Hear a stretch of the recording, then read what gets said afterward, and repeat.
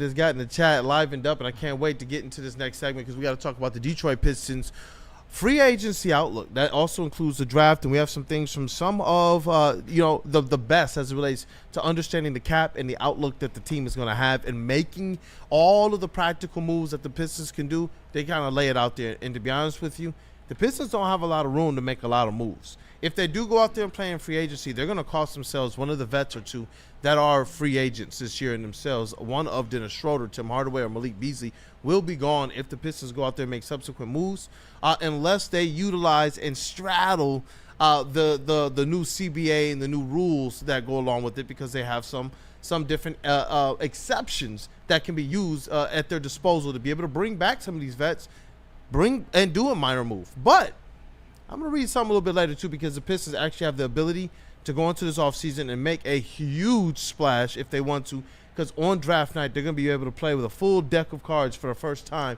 in almost 4 or 5 years. So you guys already know the deal. It's your boy Brandon Dent, Detroit Kool-Aid, your credentialed Pistons reporter and writer for the network. Flannel Sam, the vet of the squad and the network. And we also got Rod Beard, the legend, senior sports editor at the Atlanta Journal-Constitution, on with us. And Rod Beard, I ask you first, with free agency and the draft ahead in mind, take it away with Rod's thoughts. And I'm going to share a couple things here from Bobby Marks and from Keith Smith, NBA. Kick the tires. Kick the tires on everything. All of the stuff that we've talked about in the past few weeks, whether it's Bobby Portis, you like Naz Reid, I think the market is going to put them in a tough spot to get some of the bigger names. But just if you trust in Trajan Langdon and his ability to target Tim Hardaway, like, was that somebody that was on the list that you said, hey, the Pistons are going to go and get, and that's going to make them a better team? Nope. Not really. Dennis Schroeder, I don't think was on very many people's radar at all. And that morning of that, I kind of said, hey, wait a minute, this dude is still out here. We could go and get him. Finesse. So, yeah, but I think that's what you trust in. And don't feel like the big names that are out there, they have to go. And if they don't get Giannis, I know some people are going to be a little bit disappointed. Okay, they didn't get Giannis, but like one team is going to get Giannis, and it's probably not going to be the Pistons. If you did go get Giannis, you're gutting the rest of your roster to do it. Trust your team's front office to make the wise moves and base it on their track record of doing that before. And we said the same thing with Troy Weaver's drafting acumen. Drafts were fine. Trades didn't always work out. And okay, obviously the Killian Hayes didn't work out. I'll continue to beat that drum too. But I mean, you trust the track record and hope your team gets it right. Hey, definitely. You know what? I'm going to get more into this as it relates to our off-season outlook, because you're preaching. I love the analogy of kicking the tires. It's something that we've heard of even from a guy like Brad Holmes, who we've seen traditionally be a little bit more conservative with his free agent approach or even in trades. But we heard now that, hey, he did kick the tires on Max Crosby. He did kick the tires on Myles Garrett. He did kick the tires on Hendrickson. Whether you strike it or not, it's nice to know that you have a GM who can kick the tires on some of those more extravagant deals, as well as find ways to keep your team among the top without some of those extravagant deals, unless you're giving them to your own guys. But I have a shout-out of the day, and that is to one J.B. Bickerstaff, who Trajan Langdon. You talk about all of the aspects of identification, what gets this team to the next level. If you could throw that up, J.B. Smooth and Chat Family, if you have a shout-out of the day, whether it was something sports-related, business-related, family-related, put it into the chat, and we'll read some of the best. But this was interesting right up here via Bobby Marks. He says, the hiring of head coach J.B. Bickerstaff also gave Detroit an identity. This season, the Pistons ranked 10th in defensive efficiency, 9th in field goal percentage allowed, 5th in paint points, and 9th in blocks last year. They ranked in the 20s in each of those categories, including 25th in efficiency. A big jump forward for J.B. Bickerstaff. So I wanted to just give him a tip of the cap as we're talking about some of the things that Trajan Langdon has done so well. And that's where we go to the article from Omari Sankofa of the Detroit Free Press, which laid out some comments from Trajan Langdon I wanted to tell the people before we get into our Swisher break. He says, I can tell you there's a specific thing we're looking at going at in the draft. Again, we understand the landscape of it, and we see if we can move up, if there's a player we really like, but we have to look at how much that cost is for that kind of player we think we're going to get. And we'll weigh all those things as we get information in Chicago and start doing our draft prep and going for it in the draft. He also talked about keeping all avenues open, like you said, in terms of making a splash or making some marginal moves or going out there and seeing if there's something somewhere in between. So Trajan Langdon, he definitely has his head up on all deals possible. And this is where I get excited, Rod, as we're getting a little bit closer to Swisher break. If you could put up Bobby Marks of ESPN, the draft capital outlook for the Pistons, JB. Oh, yeah. Rod, this is where it gets pretty interesting because I've actually heard this is something to look out for the Pistons. If you're talking about kicking the tires, they actually have the opportunity to go out there and make a big deal without giving up the young players on the roster, but they're going to have to mortgage their future to do it. He says here, for the first time since the 2020 offseason, that is 5 years, Rod, the Detroit has control of its first-round picks for the next 7 years. Starting the night of the draft, the Pistons are allowed to trade up to 4 first-round picks, and they're allowed to swap first in every single season. They have 15 second-rounders available. The Detroit Pistons are actually primed to be able to make a big move when you consider someone like a Tobias Harris in his contract, as well as the effectiveness he's shown, as well, and then you mix it with all of the first-round picks that they're actually able to package. The Pistons are actually in a big prime position to actually cash in on one of those splashes. And this is what we talk about with one way you improve your roster is cleaning up your cap. We've seen them do that in the past few years. You got to clean up your draft picks also. And that this pick that had been sitting out there for years and years and years and years, and they were so bad that it was not going to convey. Now that it's gone, you don't have to worry about any of this stuff, and you can have a normal sort of trade session and trade conversation with people to say, hey, we've got some first that we can give you. People will hang up if you're like, yeah, maybe we can give you this first. Well, we'll see. No, we ain't got time to see, bro. We got other calls that we're taking of people who definitely control their own picks.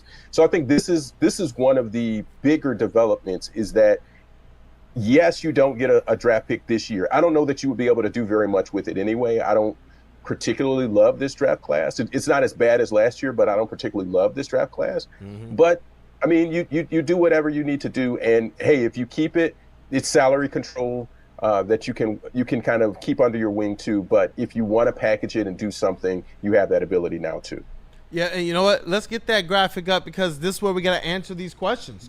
Trajan Langdon talked about the possibility of moving up, Swisher break, but we hear these little rumors about the Pistons being in prime position to go out there and just chaos this offseason. We've seen them at like 3 or 4 of the last 5 drafts actually trade back into the first round. We've seen them actually trade 4 players. The Jeremy Grant deal was for a player. That was during the draft when they actually acquired him.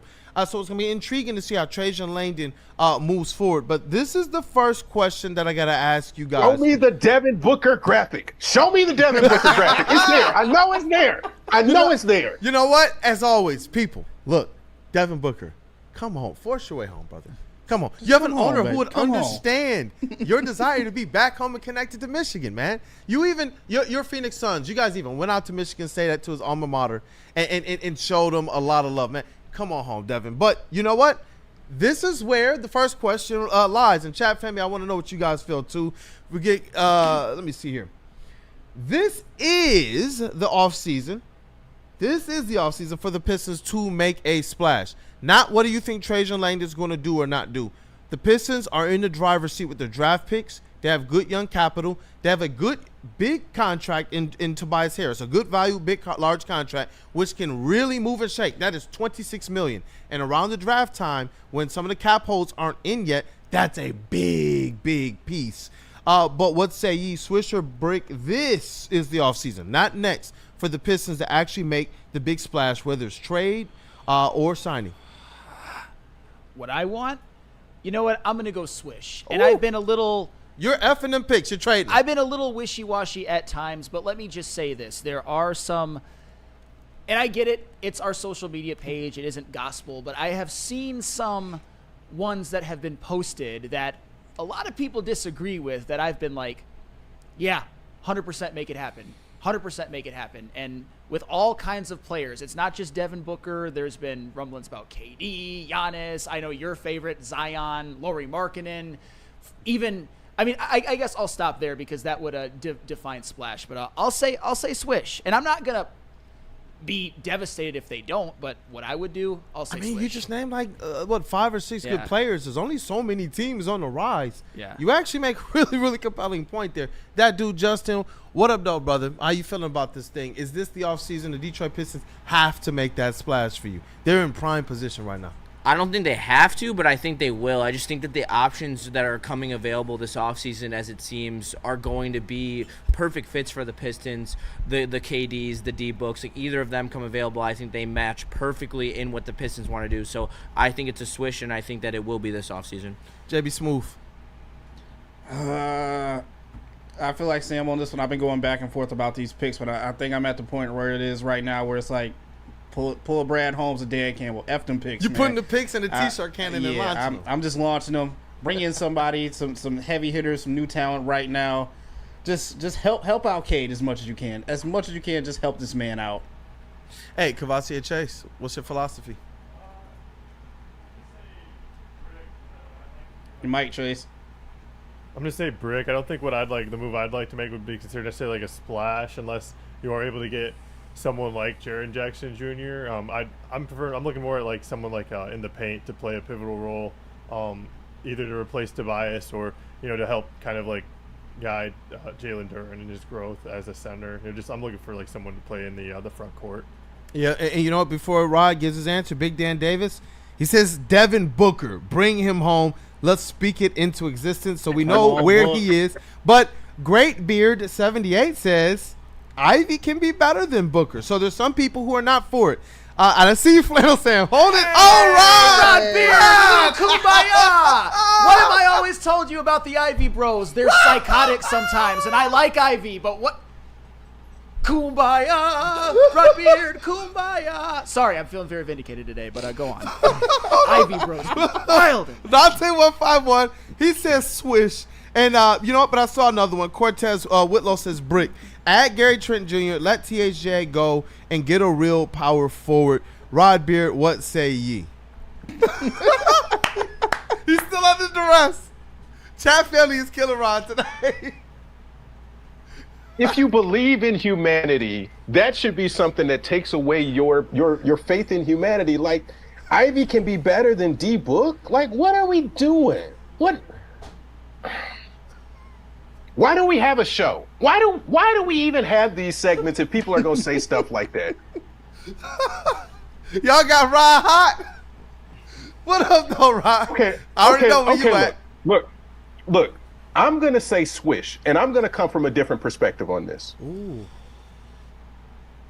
If the Celtics can't keep this roster together, if Milwaukee loses Giannis, if the Knicks without Tibbs now implode, unless they go get Malone, then that they could keep it together. There's an opportunity for the Pistons to jump 2 to 3 spots in the East, which puts them in the top 4. Go do something reckless. Go. This is one of the few times that I will jump out of character and say, go do something reckless and go get a big name if it's reasonable and you don't have to sell the farm to do it. Go do it. Just go do it. If you need to go get Book, go get Book. Do it. Make it happen. Or if you don't get Book, at least you have Ivy, who is in some ways better than Book. Come on, Rod. He found a way to bring it back around full and circle. I promise you guys, I like Jaden Ivey. I really do. We all do. It's the Ivy bro Where's fans, Stick? and I'm not the only one. I'm not the only one that feels that way. Trust me. Hey, no, you see how is Stick in the room? Do we know for a fact that Stick didn't send that? We don't know for a We fact. don't. He could be somewhere in the back office. Is that? I see a shadowy figure just walking past the window right now. Okay, it's not that Stick. might be.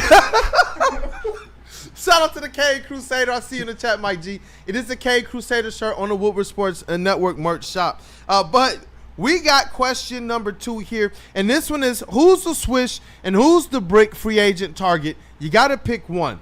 That is Naz Reid, who the Pistons have been linked to, rumored to have some interest in, as well as Miles Turner. There is also been, by several different outlets, reports that the Detroit Pistons are actually interested in both of them. And so, and just to kind of put it out there even a little bit more, this is via Mark Stein. The Pistons are among teams with interest in Timberwolves big man Naz Reid, as well as them coveting they're known to covet floor spacing big man Miles Turner, and I guess that also includes all of his Legos. I see Rod took the glasses off for that one. Who's the Swish? Who is the brick free agent target? We got a lot of people in our previous comments who you're seeing people on both ends of it who want Nas, some people who want Miles. Where you at with this thing?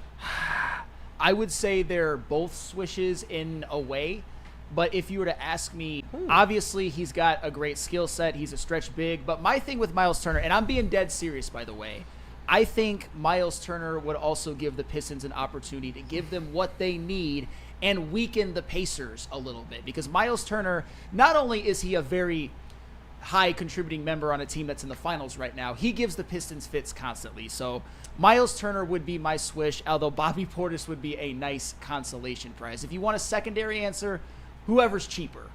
That'd be my secondary answer. But in a vacuum, player for player, give me Miles Turner by the slimmest of margins. That dude, Justin. I agree with Flannel. I just add Nas Reed to that list, and I would be happy. Yeah, so you want Nas? Yeah. Dope.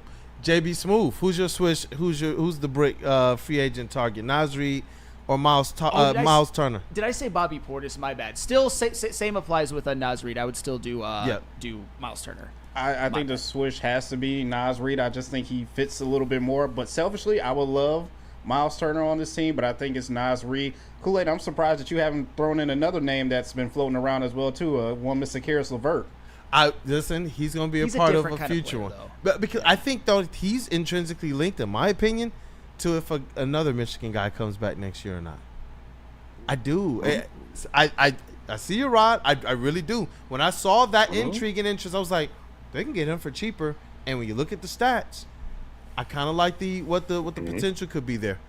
What up, though, Kavasi Chase? We're going to talk about that one probably next week, JB Smooth. I mean, I'm going to say switch to this. I think that's kind of just piggybacking on what I was answering with the last question. We're saying I think we should add someone in the front court who we think would be really beneficial to this team. Not necessarily what would be considered the splash move, but the piece that is really like, the necessary move, the grimy, the grittiness, to help in the paint where we really need to help, I think, defensively too. Hey, what say ye, Rod Beard? I'm going to say swish on Nas Reed because he doesn't have to play the 5 and you can play him with Duren. Miles Turner plays with Legos, man. I can't He's not letting it go. I can't. I'm not going to let it go. And he's just more of a traditional big. And 6.5 rebounds is concerning for me, for him. Yes, it would weaken the Pacers a little bit, but I think they would find another way around it. And I'm more in the Bobby Portis camp. Just give me some contract numbers on what you would have to get for each one, and I can make a better decision on this. But I like some other options, some 4s that you don't take Duren out of his development. I actually really like that nuance there, because that to me is what's kind of missing from this team right now. Obviously, they need help at that 4th spot, whether it's depth or whether it's whether they decide to do something different in the starting lineup. Thought that was a really good distinction. I think that the free agent on all of our minds for like the last 3 weeks, it's been Bobby Portis. You're talking about high impact, high motor, toughness, what we like out of Detroit. He's not going to cost a lot. He's the guy to me who I believe you can just slide into what you have right now, and he won't disrupt a whole lot of what you want to do for your off season. That's the one that I'm just kind of like, that says, hey, let's just do that. It's the low stress move and keep it moving. But I'm seeing some people in the chat. Turner is a scorer, but Cortez Whitlow says if Miles Turner isn't making threes, he's useless. He doesn't rebound at all. Dante151 believes the swish is Miles Turner and the brick is Nas Reed. There's a whole lot for Miles Turner in this chat. Vincent E, A-Diz, Wheezy D313. Let me see here. Wheezy D even more so says Nas Reed thinks he's KD. I'm good. There's a lot of love in this chat for one Miles Turner. But last question here. The Pistons have 3 free agents that they could bring back. That's Tim Hardaway Jr., Malik Beasley, and Dennis Schroeder. The one that I've seen everybody in Kumbaya about has been Dennis Schroeder. But what if you could only bring back one of these? Because if you're going to go out there and potentially sign a Miles Turner, a Nas Reed, or one of these other players, you might price yourself out of one of these other free agents. Is Dennis Schroeder, if you could only sign one, is Dennis Schroeder that one? The only free agent vet that should be signed? Swish or break? All Because right. remember, it has implications on everything else that they try to do moving forward, and it also has implications based on how they decide to place themselves with those exceptions that they can use. All right. So do you guys mind if I hijack for just a second? Because Why? I want Rod Beard's opinion on this about another free agent for the Detroit Pistons. Let's go.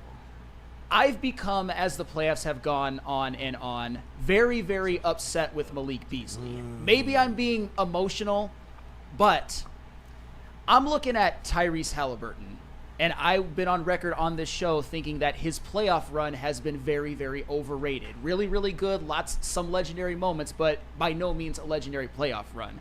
One of the reasons I say that is because he gets to pass the ball to 50% from three Aaron Nesmith in the postseason, one of the greatest role player postseason three-point elevators in Andrew Nembhard, gets Pascal Siakam, who was the deserving Eastern Conference Finals MVP over Halliburton, Miles Turner, et cetera, and Cade got to pass the ball to the playoff dropper in Malik Beasley and Tim Hardaway Jr. Both of them laid enough bricks to repave Woodward. I truly believe that one of the reasons why Tyrese Halliburton is thought of as a much better postseason performer than Cade Cunningham is because he got to throw the ball to role players who are showing up, and Cade did not. So I'm very upset with Malik Beasley. And that no, I'm glad you said that, because that is kind of the basis of the question. This team is talking about moving forward next year. This team is talking about taking big steps forward next year. And the East, that rod. Hey, Tom Thibodeau, the Pistons contributed. The Pacers contributed. They're now, add them to the all dysfunction teams. Add them. They put too much investment in. So I don't have a problem with what you're saying. The Pistons have a great opportunity right now to strike. It's unfortunate what happened to the Celtics. I'm glad to see what's happening with the Knicks. And now you see things opening up for the Pistons. But if they rest on their laurels one bit, Orlando has an opportunity to really, really strike next year. There's some teams like the Raptors who there's already mutual interest between them and Giannis. This team can't just run it back cutely. If you're talking about bringing back multiple of these vets, you got to know that these guys are going to be there when it matters most. We're talking about a team we think it could be for top 4. You got to have those guys. You have to have those guys as the ones performing. That dude Justin. What do you say? Schroeder would be then the only of the vets you'd bring back. He's the only one that should be brought back. Swish. Sure, Swish. That Swish, dude Justin. yeah. You. I didn't hear the question. You're cutting Beasley, Hardaway. You're giving them the boot. Schroeder, Swish or Brick, the only vet that should be brought back. Swish. I've done a 360 on this whole free agent bit with Beasley and HJ and Schroeder, and I think that Schroeder's the best value. He brings the most to the team. He brings you that third guard, facilitating guard. Unless you were going to bring in Chris Paul, I would like to see Schroeder back in this team. I think you can replace Beasley with some other shooters. I think that you need a better plethora of shooters instead of one shooter that's just lights out. Which he wasn't lights out for the playoffs, so it didn't matter in that regard. I'm seeing some early bricks here, and I'm seeing some support from Malik Beasley. But JB Smooth, what say you? Man, this is a hard question. Come It's a on, tough one, man. They got to figure this out, though. They're faced with it right now. They are faced with this right now, and I probably got to agree with you guys as well, too, and go with Swish. I think you could find another quality, consistent shooter, especially during the playoffs as well, too. But it just sucks to let him go right now, especially Beasley, because I feel like he's just someone that the city has, fallen in love with and just found an attraction to with this team. But it's a Swish for me. I know it's a tough decision, but yeah, give me Schroeder. Ooh. He's the one I want. I think I'm about to call on Chase GPT for this one. What up, though, brother? I was gonna say, yeah, I'll say Swish as well. Go ahead and throw Tobias Harris in the mix as another veteran. You're not. You can do that as well. Year. I agree with that. any way to get the little strays, boy. Drive by. Shout out Fast and Loose with the drive by on Tobias. Big Dan Davis, Woodward Sports. Bring back Malik Threesley. He loves it here. Jordan from MI. Beasley is the only one that we should sign. Terrell Lamar, no. You know what? Charles McClain, Beasley. Terrell Lamar, Brick. There's a lot of Beasley love here in Detroit. And shout out because he did show a lot of love to the city. And we know that his connections here too. But I do see some people in the chat who believe that it should be Schroeder. And I see some who believe it should be Tim Hardaway. This is actually a lot more split in the chat than I thought it would be. Maybe we can do a chat poll on that. Which one of the vets should it be? Should it be Schroeder, Beasley, or Tim Hardaway Jr.? It's going to be an intriguing one. But Rod Beard, what say you? If it's only one, because we're talking about the improvements we want to see them make elsewhere, if they use this cap space to sign someone else, they have to relinquish the cap holds on the current free agents of Dennis Schroeder, Tim Hardaway, and Malik Beasley, making them probably open to the market outside of the exemptions and exceptions the Pistons will be able to use to sign them. So what say you? Schroeder, if you're going to sign one, is he the only one? We talked about this a couple of weeks ago, and I said it was Schroeder, and I got boos and I got comments in the comments, and I'm a stick where I am, that defensively he finished games for you. He guarded Brunson when you needed another body on him. That to me is more of an asset than the three-point shooting if you're not going to make the three-point shooting, and that's one of the risks. That 40% means you make 40%. It also means you miss 60% of the threes that you take. And that's, you didn't have a lot more three-point shooters like that. I think you can find that and you can get on some hot streaks, but that defensive presence at that point guard position that lets Cade not have to guard those smaller guys at the end of the games is something that's just hidden and that we don't talk about enough. Hey, I appreciate your perspective on that 100%, Rod. And before we let you go, one thing to clarify about Halliburton having an overrated postseason run, in my opinion, is when it comes to Cade, I will acknowledge that he didn't control all the controllables that he could have. That 18% three-point percentage, even though it was his first postseason, that's gross. I'm not going to defend that. Nobody should even try. Some of the late-game turnovers I get, but, man, it's just Tyrese Halliburton has a charmed life. I understand he's had some game winners. That's a legendary stretch. That 30-10-15 game with no turnovers, that was legendary. The assist-to-turnover ratio as a low-usage player, amazing. But, man, has that guy had so many players that he can throw to just knock down threes. In game one of the Eastern Conference Finals, they were about to lose by double digits if Aaron Nesmith didn't have the greatest three-point shooting stretch I've ever seen. Game two, Pascal Siakam had 39. I don't know. I'm very passionate about this, and I'm very upset with the overration, not a word, of Tyrese Halliburton's play. Very good. We will allow it. Yes. Overration. I like that. We have to add that one to the Woo-Crew dictionary, JB Smooth. But overration. Rod Beard, thank you for your time as always, brother, man. It's been awesome for a couple different segments, multiple sports teams here in Detroit, and a lot of them, they're just winning right now. But any last words from you, brother? Tigers. We didn't talk Tigers one bit. Yeah. Best team in baseball right now. Tigers, man. Yeah. Best, and that's where we are. That the other teams are so good that we don't even have to talk about the team that has the best record in baseball. Again, let's not forget where we were 3-4 years ago when none of these were playoff teams and we were struggling to have good conversations about sports. Yeah. Feel fortunate about where you are as a sports city. You've made it, and this is a fun time. Hey, this is a fun time, straight up. Rod Beard, senior sports editor, Atlanta Journal-Constitution.